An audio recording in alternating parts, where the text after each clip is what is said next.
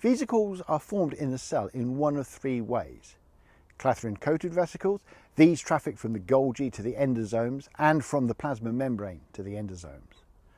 COPI-coated vesicles, these traffic from the Golgi to the endoplasmic reticulum, within the Golgi stack and from the Golgi to the plasma membrane. And COPI-coated vesicles, which travel from the endoplasmic reticulum to the Golgi. Now, with these three types of vesicle, we have some common themes. We have the formation of a coat, Clathrin, COP1 or COP2, and the pinching off of the vesicle from the membrane.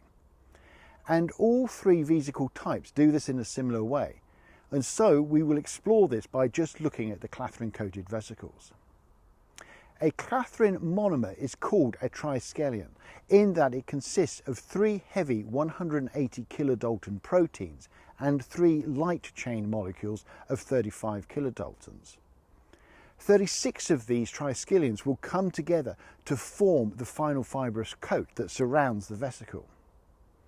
However, the triskelion has an interesting feature in that it is curved, and so as the triskelions come together, they form a curved surface, and it is this curving that drives the formation of the vesicle. The vesicle forms as a result of cargo molecules binding to their receptors.